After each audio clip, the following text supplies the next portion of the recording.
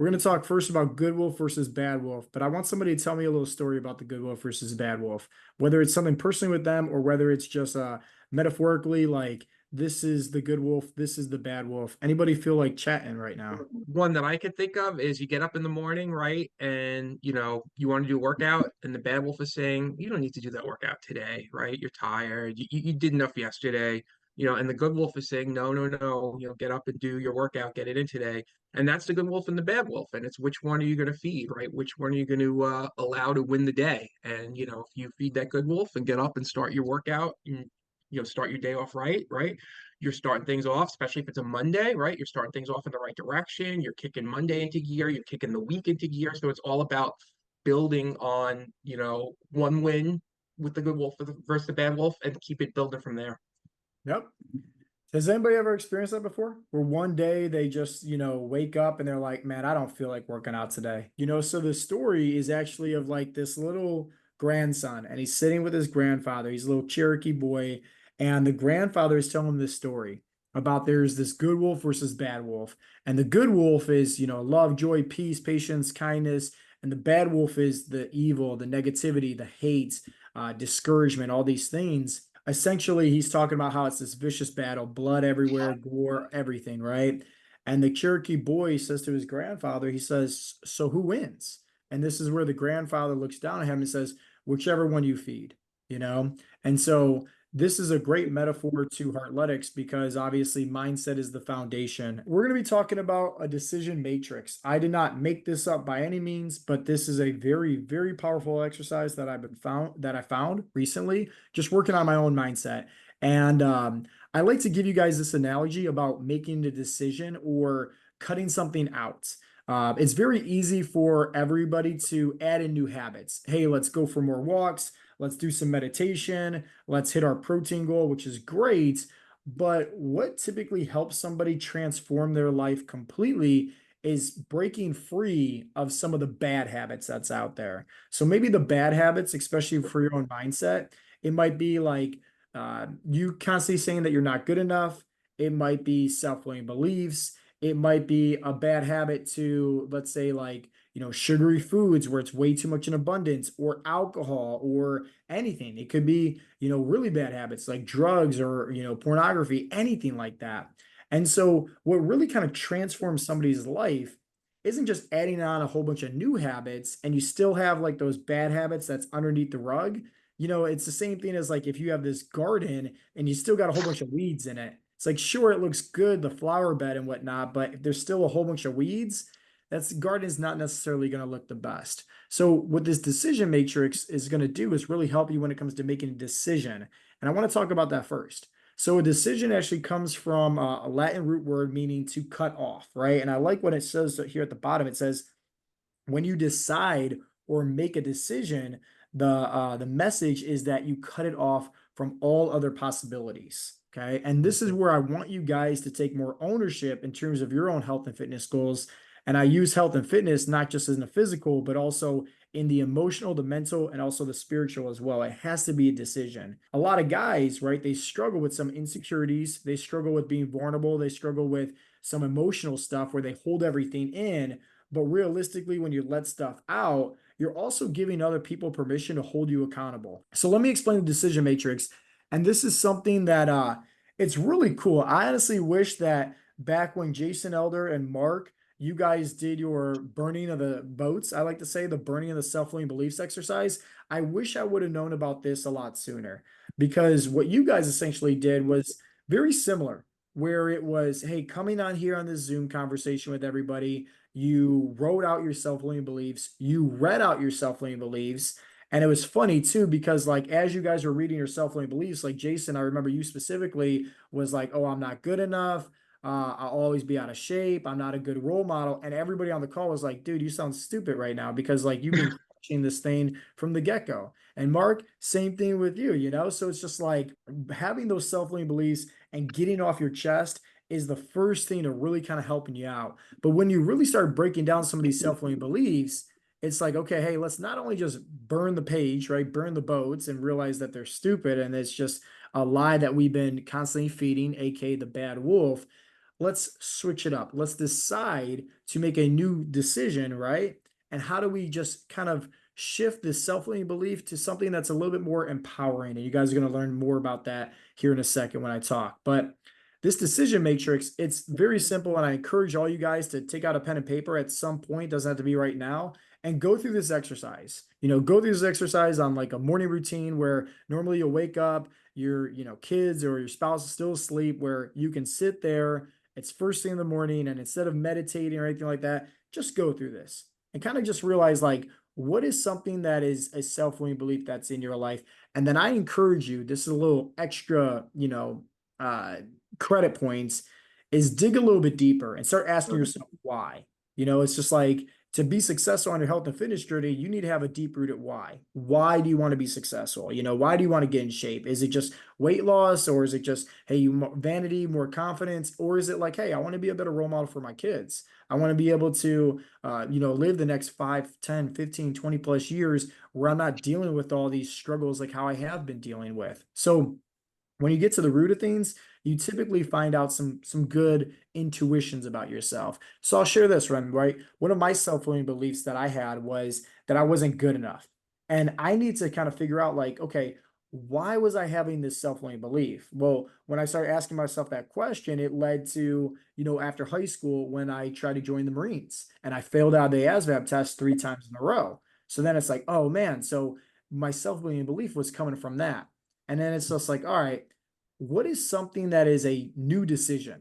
Because once again, a decision, meaning from the Latin word, the root of it is to cut off.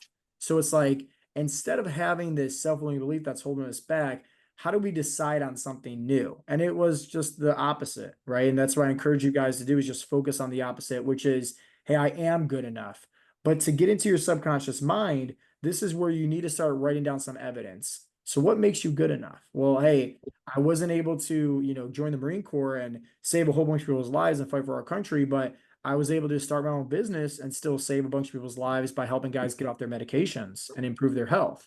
So it's like, oh, voila. So it's just like, now we can see that the more evidence that we can present into this new decision, it can really start helping us once again break free of those self-limiting beliefs, which leads us to the good wolf versus bad wolf, right? Because obviously going through that little exercise, it's fun, it's engaging, but at the same time, like, you will always have days of doubt. That's just how it is, right? And we talked earlier about how this, bad wolf character, it lives within all of us, just like how this good wolf character lives within all of us. But at the end of the day, like, whoever wins is the one that you are going to feed the most. And this is where I really want you guys to start being the own guardians of your own mindset and really start taking more action, right? When it comes to your thoughts, but also the words that we speak aloud and speak internally to ourselves. So this is where I want you guys to see the good habits, right? AKA the good wolf, or the bad habits, AKA the bad wolf, which we talked about. It all starts from a belief system. What are your internal beliefs? Your beliefs are then going to lead to your thoughts. Your thoughts are then going to lead to your feelings and your emotions, which are then going to lead to your actions. Over time, that's going to become a habit. You have to really make sure that in order to change your habits, it's not just, once again, doing the right things like, oh, let's start getting more steps in, let's start drinking more water, let's start meditating more. It's more so about, I like to say, soul searching. What are your belief systems? What are your thoughts? Like, anybody can work out, anybody can eat healthy, anybody can get into proper recovery and do all the right things on paper. But remember, Henry Ford said it best: whether you think you can or think you can't, you're right. So meaning that, like, if you always have these self-limiting beliefs of what's holding you back in life, of, oh, I'm not good enough, I'll never be in the best shape, I'll never get six-pack abs or a chiseled chest, oh, I'll never get off my, medications because it's, genetic or hereditary or anything like that.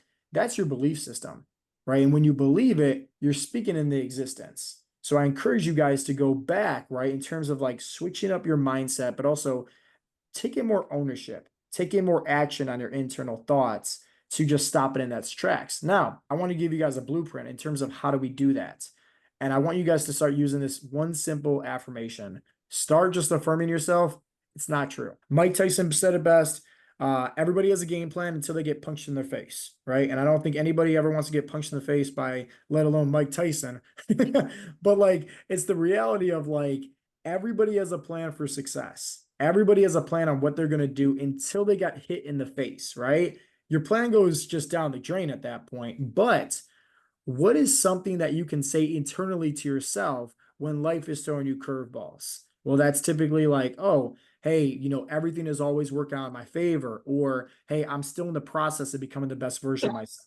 So if let's say you forget to work out today, or you forget to track anything or anything like that, it's like, hey, but maybe you showed up and you still like participate in the community group. Maybe you joined this coaching call. Maybe you did your weekly check-in that you were supposed to, right? Like things like that matter the most because you're still showing up, right? But it's that internal source of, hey, what are the words that we're saying to ourselves to also kind of like flip the switch on things. So that way we're not in a primal state, we're more of in a powerful state, and we're looking at the glass being more half full. And I'll explain that here in a little bit as well. But what I want you guys to start doing to yourself, and once again, like I'm a big fan of affirmations, huge fan of them. I'm a big fan of, your thoughts become things. Even in the Bible, it says in Proverbs 18:21, right? Death and life are found in the power of the tongue. The next time you're ever getting those lies, right? The self-limiting beliefs, the I'm not good enough, the hey, why are we even doing this today? We're not seeing the best results. Like this is stupid. Let's throw in the towel. Let's quit. Just say to yourself, it's not true. Like, stop it right there in its tracks. It's not true. Now, let's talk about this primal state versus powerful state. And this is a collective, I like to say presentation of a bunch of different pieces of the mindset to just help you guys out. So a primal state, I'll talk about that, is, a primal state cuts you off from all of your creative resources and intuition and inspiration because it's only focused on survival. So if you think about it, right, like way back in the day, when we had to hunt for our own food and all that stuff, right? We were in a primal state, constantly like scarcity, urgency, not this, abundant mindset. What state is this representing right now? This thought, this belief system. Is it a primal state or is it a powerful state? Because a primal state is, once again, this is more of the scarcity. A powerful state is like, hey, we're looking at the glass being half full rather than being half empty. Does anybody care to share their feedback and thoughts? I'll go because I just went through some fun stuff about a month ago. So, and kind of what you said, I shut everything down. I did zero for quite a few weeks. Didn't even really engage anything, and it really, looking back, it really affected my mindset in a negative way. Right. Once I started coming out of that and was able to actually get back into having a little bit more positive thoughts, understanding that this is just a little blip on the screen and things are going to get better. It really accelerated getting out of that dark period back into a better headspace because I started my affirmations again. And just that positive self-talk is so powerful that if you haven't done it, it's hard to comprehend because when I first started Heartletics, like you say, it felt woo-woo. I was like, yeah, this just doesn't seem right. I don't want to look at myself in the mirror and say these words, and it was weird it was a while, but then it just kept going and kept going, and now it's just part of me, and it's so much better to talk positive about yourself and not get down because we all have bad days. It's just a fact of life. You just got to keep going, but be positive about it, and it just turns your life around. Biggest thing I've learned from it is to make the mindset habits the biggest non-negotiable that I have. If I can't get anything else done on a particular day, I for damn sure make sure I get my my mindset right because that keeps everything else going. A number of years ago, I had the opportunity to take a coaching class from Robert Kiyosaki group. Nice. And Nice. it was great. And I had a number of things that I was working on, and you talked about the word focus, and the coach said, focus is follow one course until successful. Yeah.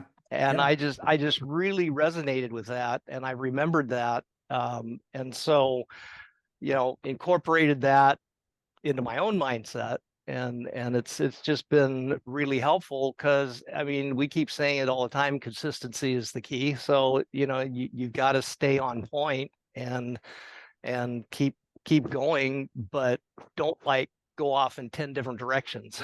You gotta follow the course. Yeah, I think that the biggest thing for me is just getting rid of those self-limiting beliefs. And I think the affirmations is a big deal. Like Jason was talking, you were talking in this call. Starting your morning out with that affirmations does just kind of get your mind rolling, and believe that you're in it for the long game. That's kind of where this is. And I think person who has hope is willing to really just keep going the extra mile, because you're always hoping, okay, today's going to be better than yesterday, that 1% better. So learn to, you can give yourself grace because life just happens. I think that's tough. I mean, if you miss a day, okay, you didn't destroy yourself. You may have a little setback, but like you're saying, get back on the wagon. That's helpful to do too. But stop the limiting beliefs of, oh, I'll never be able to do that. I'll never get there. Stop that right away as soon as it comes into your head. And I think, I mean, otherwise I wouldn't be where I am. And I've made some big improvements. Getting off my heart blood pressure meds,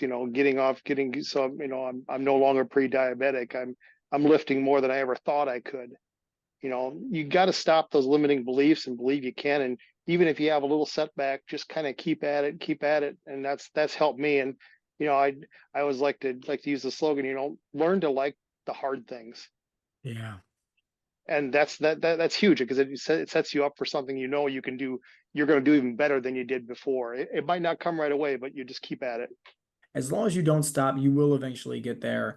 But it all starts with breaking the self-limiting beliefs, and it's just like you got to stop it in its tracks, just like what you said. If you're ever saying like, "Oh, I'm not good enough," or "I'll never be able to do this," it's just like, and I forget where I heard it from. It was some mindset video on YouTube, but it was just like, imagine that everything that you spoke was almost just like, like literally somebody has a paintbrush and they're painting the reality of everything that you spoke. And when I heard that, it was like kind of silly, but it kind of clicked with me at the same time, because I was like, man, if your words do create your reality, it's just like you kind of have to be very cautious of the things that you're saying. Because if you're saying to yourself, hey, I'm not good enough, I'll never be able to reach this never worked out before in the past, you're right.